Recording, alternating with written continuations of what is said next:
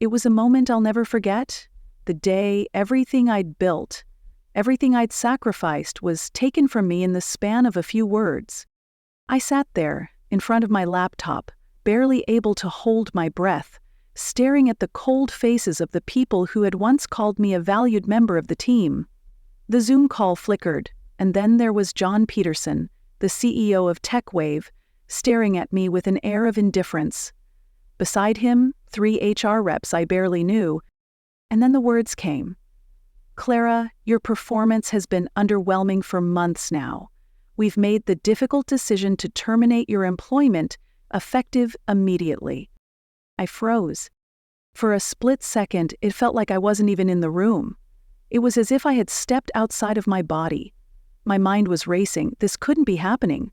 I had been working through chemotherapy, juggling treatments, appointments, and still managing major accounts without missing a beat. But none of that mattered. In their eyes, I wasn't doing enough. And that's when I realized the truth was being twisted. This wasn't about performance. This wasn't about me at all. This was a game of power, manipulation, and corporate greed. And if I didn't fight back, everything I had worked for would be erased. But I wasn't about to let that happen. This story isn't just about getting fired. It's about uncovering a conspiracy, about fighting back against a system that wants to destroy you. It's about the moment you find your voice, even when you've been knocked down so many times, and using that voice to expose the lies before it's too late. I was sitting there, staring at my laptop, fingers hovering over the keyboard, trying my hardest to keep my breathing steady. It was another Zoom meeting, another day of pretending everything was fine when, deep down, I was exhausted, in pain, and still fighting through chemotherapy. But today was different. I could feel it. The screen flickered, and there he was, John Peterson, the CEO of TechWave, cold and professional as ever. And behind him were 3 people from HR, their faces blank. I barely recognized any of them, but I could see the tension in their eyes. They knew what was coming. I wasn't sure if I did. "Clara," John started, his voice flat, "you've been underperforming for months now. The numbers don't lie. Your metrics have consistently been below target for the last quarter." My heart dropped. I couldn't even focus on the words. My head started spinning. I had just finished another round of chemotherapy 2 days ago. I could feel the heavy weight of the scarf on my head covering what was left of my hair. This wasn't real. This couldn't be happening. I tried to steady myself. "John," I said, my voice barely steady, "I've kept all my client relationships strong. I've secured new contracts. Garrison Publishing renewed their deal with us, and Riverside Hotels increased their order by 30% last week. I've made sure everything was on track, despite..." I trailed off, the words catching in my throat. "Despite my treatment." There was a long pause. I could hear John sigh through the speakers, a sound so dismissive it made me feel like I was nothing, like I didn't matter. "Relationship management isn't enough anymore," he said, shaking his head. "We need people who can deliver measurable growth. The executive team has made the decision to terminate your employment, effective immediately." I froze. I couldn't breathe. The words felt like they were suffocating me. I stared at the screen, at his face, trying to process what he was saying. My mind couldn't make sense of it. How had we gone from a meeting where I had just closed a big deal to this? I nodded. "I understand," I said quietly, though in truth I didn't understand a thing. Nothing made sense anymore. "Is there anything else?" I asked, my voice sounding hollow. One of the HR reps, Jessica, spoke up. "We'll send your final paycheck next Friday, along with information on continuing your health insurance. Your company laptop and phone will be remotely deactivated at the end of this call. Please mail them back within 5 business days." I nodded again, though my mind was racing. I wasn't even sure how I was supposed to tell my kids. They'd be home soon. How could I explain this to them? How could I face David, my husband? How were we going to handle the medical bills without my insurance? "Thank you for the opportunity," I said, the words automatic now. years of professionalism taking over as my emotions threatened to break through. I wish you all the best. I clicked the leave meeting button, and the Zoom call ended. But before I could even catch my breath, a notification popped up on my screen. Anthony Werner, the CEO of Garrison Publishing, one of our biggest clients, had just sent me an email. Looking forward to our strategy session next week, Clara. Your insights have been invaluable during our rebrand. I closed my laptop. He didn't know. None of my clients knew. They hadn't been informed. And it hit me then. They didn't care. They hadn't bothered to tell them I was gone. My phone buzzed. It was a text from Hannah, my colleague and closest friend at TechWave. Call me now. I picked up the phone and heard her voice crack with frustration. They just announced your termination in the all-hands meeting, she said. John said you'd been underperforming for months and that the company couldn't carry dead weight during a growth phase. It was brutal, Clara. It was like they were tearing you down in front of everyone. I felt like I'd been punched in the gut. This wasn't just a firing. This was a public execution of my character. And I knew deep down that this wasn't the end of it. It couldn't be. The news hit me harder than I'd expected. In that moment, I sat there, staring at my phone, numb, trying to figure out what I was supposed to do next. I felt like the ground had just been ripped out from under me. How could this happen? How could a company I'd given everything to for over a decade just throw me away without a second thought? As soon as I hung up with Hannah, I sat there in silence. I couldn't even move. The anger, the confusion, all the emotions I had been holding in for months, they all bubbled to the surface. I had done everything for this company. I had worked through chemotherapy. I had rearranged my life, my treatment schedule, just to keep things running smoothly. And this is how they repaid me? I kept replaying John's words in my head, not putting in any effort at all. It was absurd. I had been working harder than ever, and now, to them, I was just another statistic, a number, an expendable asset. I knew this wasn't just about my performance. There had to be more to this than they were telling me. I could feel it in my gut. That's when the pieces started falling into place. I had been so focused on my health and keeping up with work that I hadn't fully paid attention to the changes around me. Mark Anderson. He had been hired just a few months before I was diagnosed, and he quickly started pushing changes through the company. At first, I thought it was just the usual corporate restructuring, something that happened at big companies, but now it felt like something bigger was at play. I remember a conversation I had with David, my husband, one night after dinner. He had asked me about Mark, how I thought the new COO was doing. I remember shrugging it off, telling him that I wasn't sure yet. But looking back now, I realized Mark had been the one pushing for more aggressive performance metrics, even though those metrics didn't align with how we did business. I had always believed in building strong relationships with clients. That was my strength. It wasn't about numbers alone, it was about trust. But Mark? He didn't care about trust. He cared about cutting costs, inflating short-term results, and making the company look attractive to investors. It was all about numbers, metrics that didn't show the full story. Over the years, I had built strong relationships with clients like Garrison Publishing and Riverside Hotels. These were companies that valued what we did, the long-term growth we promised, and the trust we cultivated. But those things didn't fit Mark's plan. He didn't see the value in what I had built. He only saw the bottom line. It wasn't just the firing that made me suspicious. It was everything that had happened since Mark joined. The metrics he was pushing seemed to actively work against the work my team had done. It didn't make sense. Why would a company with a loyal customer base and consistent growth just throw that away? Why target the one person who had single-handedly held many of those relationships together for years? That's when I realized Mark didn't want me gone for performance reasons. He wanted me gone because he had a plan, and that plan didn't include people like me. I thought about how easily I'd been dismissed, after 12 years of loyal service, just gone.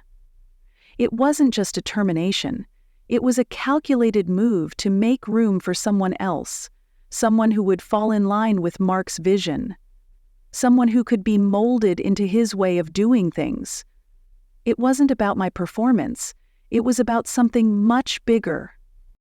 I needed to find out more.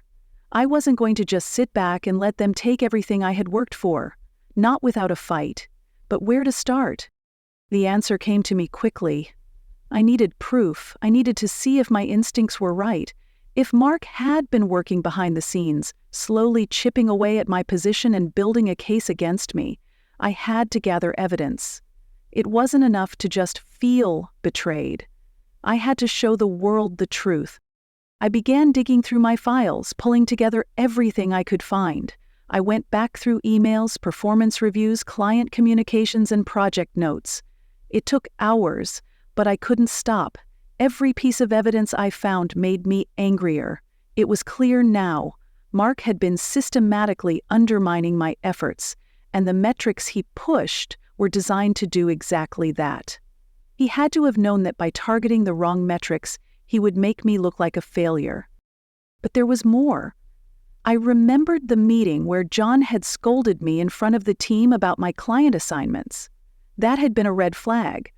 Mark had brought in a whole new system of performance tracking, and while he had made it sound like it was to improve efficiency, I could see now that it was a cover for something far more sinister. The numbers weren't measuring the right things. They were measuring only what would make me look bad. I had worked hard to maintain relationships with clients, but now it was clear. Mark didn't care about any of that. He wanted a quick fix, and that meant cutting people like me who had built the foundation of the company. I couldn't sit back any longer. It was time to take action. I wasn't going to let this go. Not without a fight, not without the truth coming out. I spent the next several days in a haze of determination, digging through files, emails, and performance reviews. I had been meticulous over the years, always keeping track of everything. But now it felt like every piece of paper, every email, every client conversation could be the key to unraveling the mystery behind my firing. I started with my performance reviews, the ones that marked the milestones of my career at TechWave. For the last decade, I had been praised consistently for my leadership, my client retention, and my ability to meet and exceed goals. The reviews were filled with glowing comments from clients, all praising my work ethic, creativity, and relationship-building skills. But as I scanned through these, I realized something unsettling. Mark had been subtly reworking these metrics in the last few months. Some of the reviews that came after his arrival were more critical, vague in their feedback, and filled with ambiguities about my lack of measurable progress. It was as if the company had started setting traps for me, changing the goalposts to ensure I couldn't succeed. Next, I turned my attention to the emails between me and my team, especially the ones about client communications. There were several chains discussing successful campaigns, positive feedback from clients, and new business ventures I had spearheaded. These were the types of accomplishments that had brought TechWave to the top. But now, with Mark's new leadership style, those same efforts were being downplayed, dismissed as secondary to the numbers he cared about. I had always known that the personal relationships we built with clients were invaluable, but now I realized that Mark didn't care about that. He cared about the quick wins that looked good in quarterly reports. As I pieced everything together, the picture became clearer. Mark had been actively working to undermine me and the work my team had done. It wasn't just about efficiency, it was about creating a false narrative that would justify his plans for the company. He wanted to replace people like me, people who had been there since the beginning, with younger, cheaper employees who would go along with his corporate tactics without asking questions. It wasn't just a matter of firing me, it was a strategy to make the company look more appealing to investors by cutting unnecessary costs, meaning anyone with too much seniority, anyone who had been there long enough to question the direction the company was heading. I was disgusted, but also, I was determined. I had the evidence. I had the proof that my firing was not about performance, it was about making room for Mark's agenda. I knew I couldn't sit back and let this go unnoticed. If TechWave wanted to rewrite history, I was going to make sure the truth came out. But I couldn't just confront John and Mark head-on. I needed a strategy. I needed to go straight to the people who could make a difference. The investors. I had worked with them over the years, building strong relationships with several of the key players. They trusted me. They trusted my judgment. If I could show them the manipulation happening inside the company, I could bring down Mark's plan before it took root. The first step was to compile everything into a single, undeniable file. I started gathering performance data, including client retention statistics, revenue growth figures, and email exchanges that painted the real picture of my work during the last few months. I even included medical documentation showing that I had worked through my treatments, never once taking a medical leave, as they had falsely claimed. My heart raced as I organized the file, each document a testament to my hard work, my dedication, and the lies that had been spread about me. Once everything was prepared, I wrote a careful, calculated email. It wasn't emotional, it wasn't about revenge, it was about setting the record straight. I wasn't going to let them misrepresent my contributions anymore. I attached the file, hoping the investors would see the truth in it. Dear investor, I hope this message finds you well. I am reaching out to provide you with important context regarding my recent termination from TechWave. While the company has stated that my performance was lacking, the attached documentation will show a different story. One of consistent achievement, strong client relationships, and unwavering dedication, even while undergoing cancer treatment. I believe it is important for you to understand the full picture of the current situation at TechWave. The actions taken by the executive team, particularly in the past few months, have not been in the best interests of the company or its long-term stability. Please review the attached information. I trust you will find it enlightening. Sincerely, Clara Richardson. I hit send, but my hands shook as I did. This wasn't just about me anymore. This was about exposing a system that allowed corporate greed to prioritize short-term gains over long-term sustainability. This was about fighting back against a man who was trying to manipulate an entire company for his own benefit. Now, all I could do was wait. The next few days felt like a blur. I spent my time anxiously checking my email, waiting for a response, but nothing came. The silence was suffocating. It made me wonder if I'd done the right thing. What if the investors didn't care? What if Mark had already spun his narrative so effectively that they believed him over me? I had to keep my cool, though. I had no choice. I couldn't afford to lose my nerve now. I decided to push forward. It wasn't enough to just send an email and hope for the best.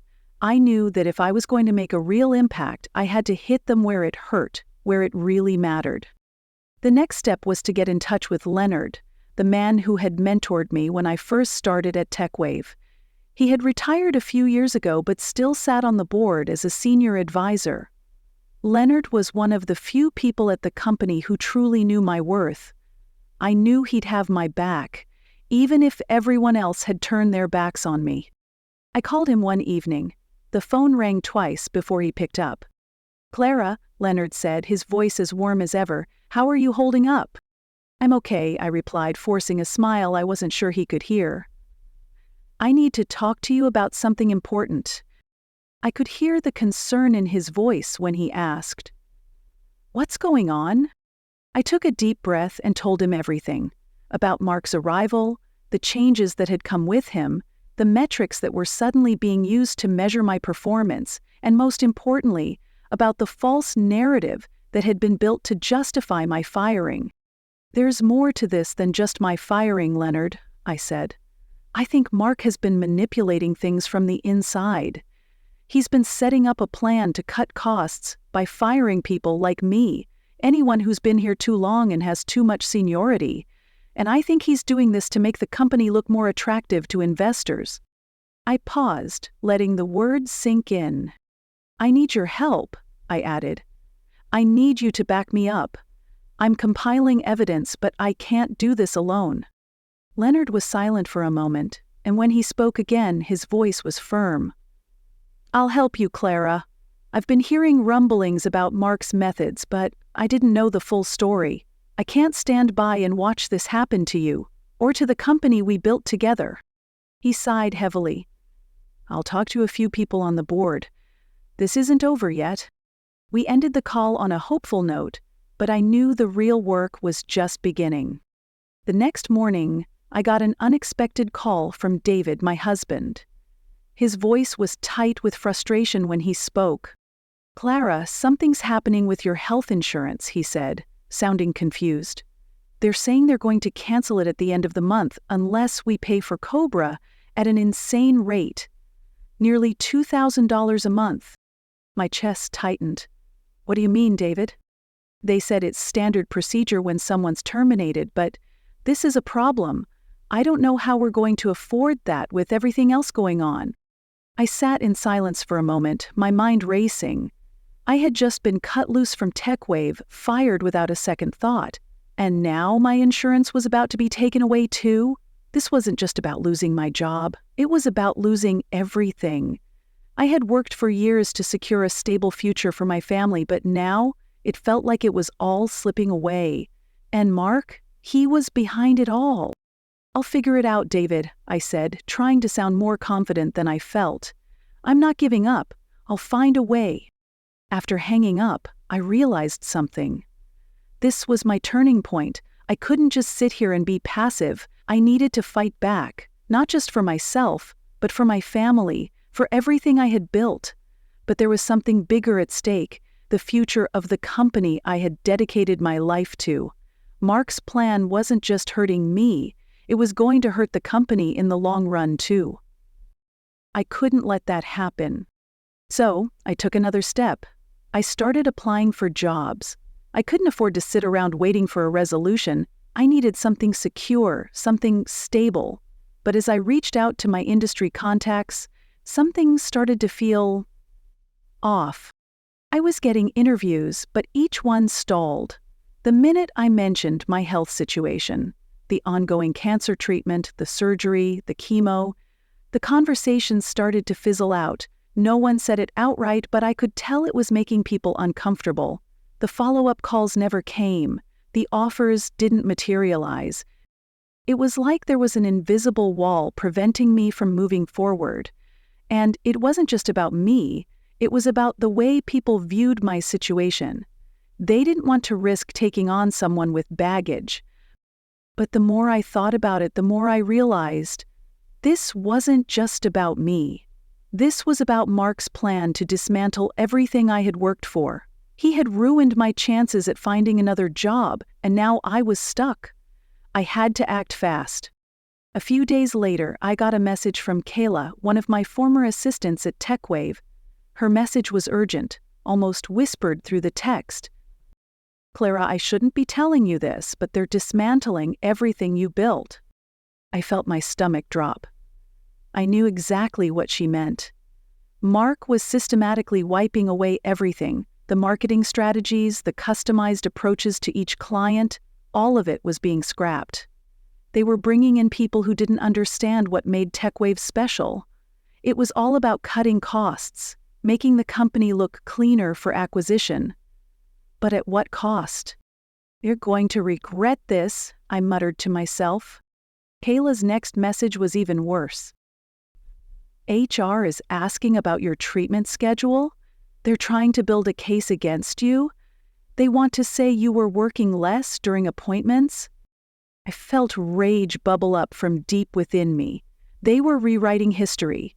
They were going to claim I had taken advantage of company time when all I had done was work through the hardest part of my life. I clenched my fists. I had the evidence. I was going to make them pay for this. It wasn't enough to just gather evidence.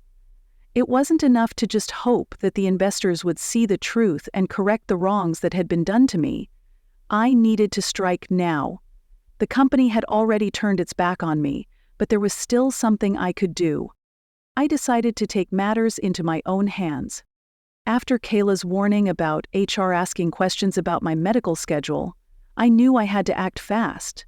The company was building a case against me, making me look like someone who had abused company time during my treatment, and that couldn't stand.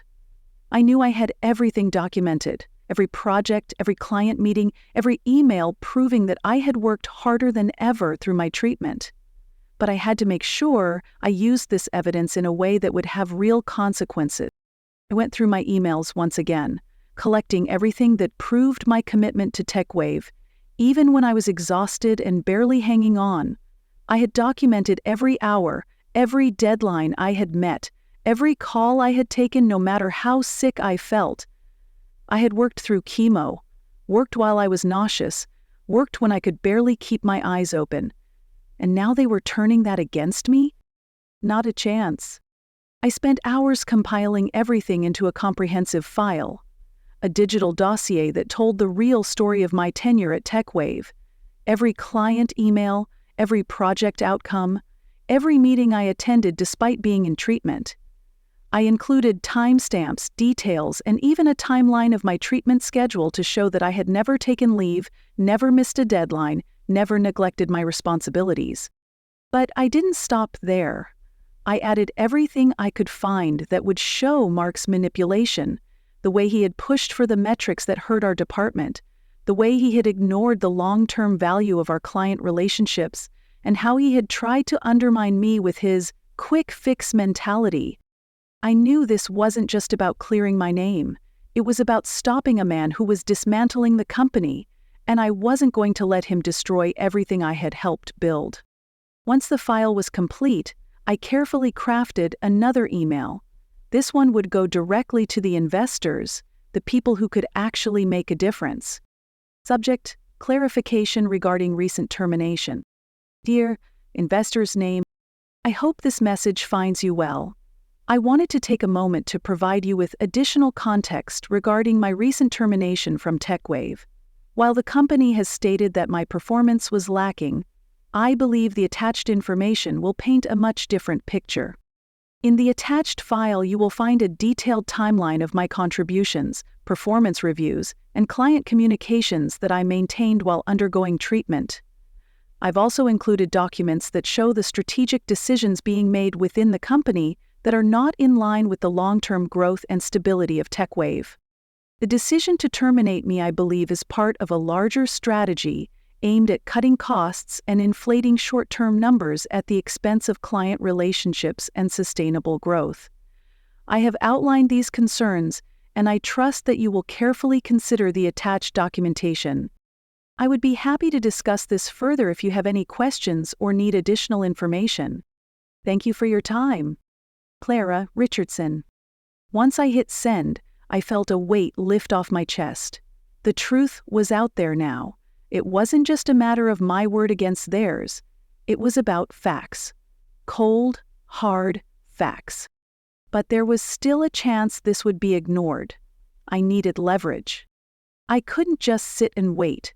So I called Leonard again. He picked up on the second ring, his voice calm but urgent. I sent the email, I told him. The investors have everything. Now we wait. I got the file, Clara, Leonard said.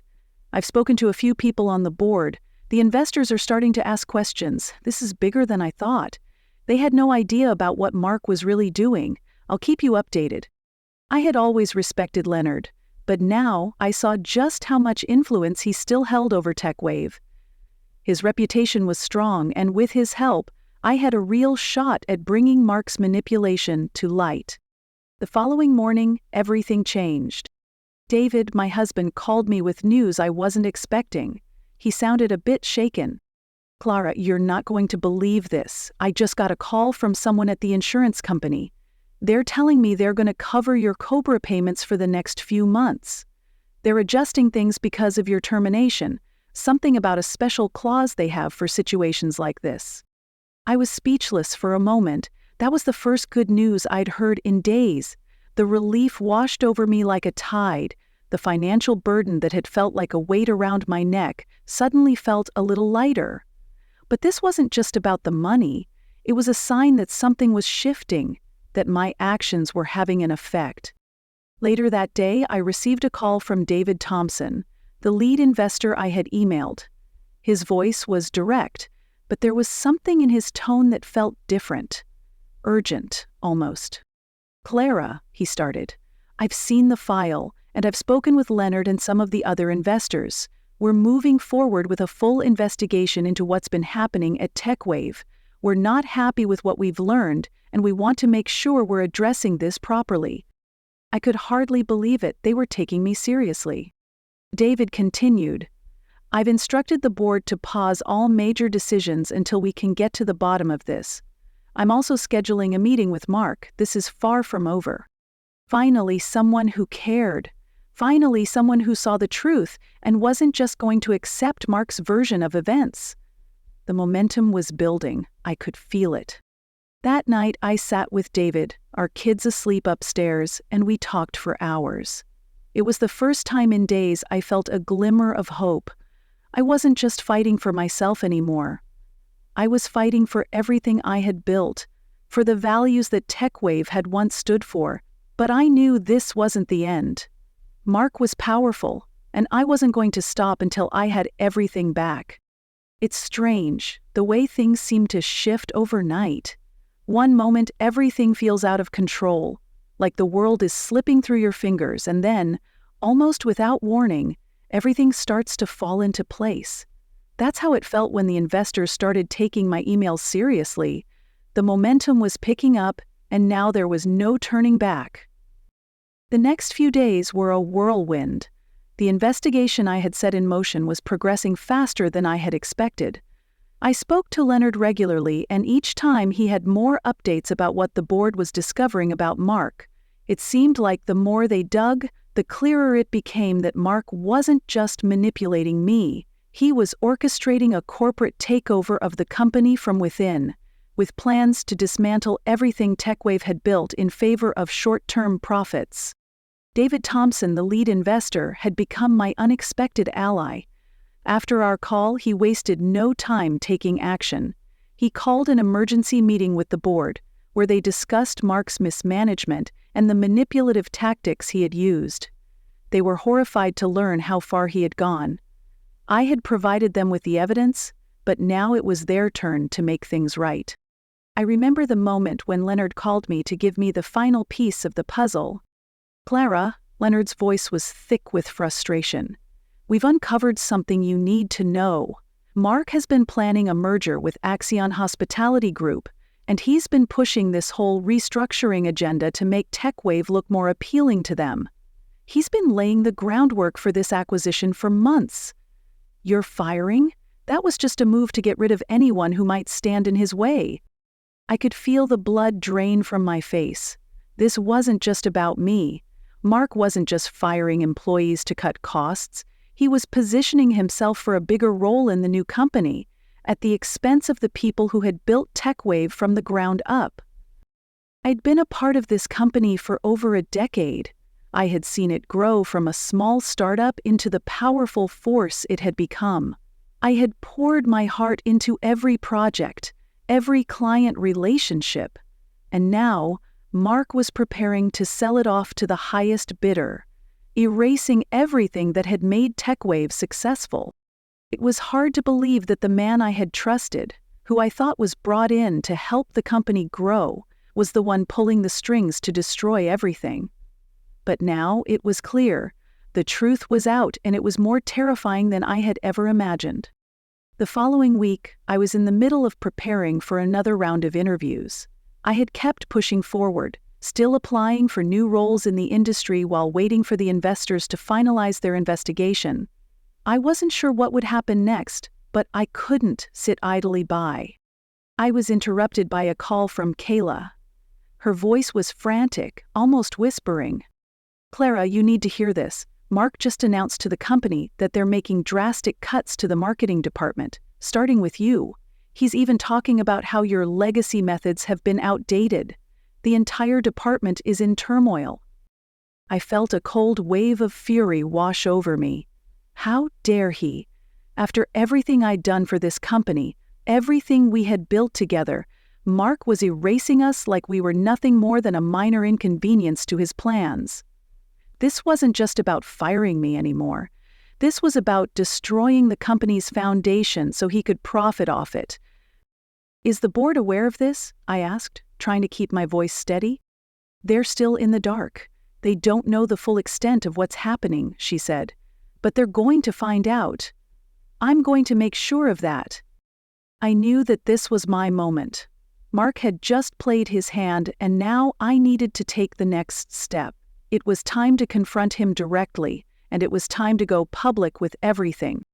I spent the next few hours pulling together everything I had: emails, evidence, witness statements from colleagues who had seen Mark's manipulations firsthand.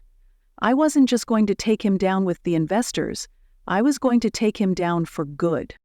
I called a meeting with David Thompson. I had the evidence, and now it was time to act. I needed to confront the board and put everything on the table. I couldn't afford to wait anymore. David was still furious when I told him what I had found, but he understood the stakes. He had already seen how much damage Mark had done, and now he was ready to take action. "I'm pushing for a board-wide emergency meeting," David said. "We're going to confront Mark and make sure this investigation gets the attention it deserves. And once we've exposed everything, we're going to take it public. The company can't keep operating like this. We need to expose what's really been going on behind the scenes."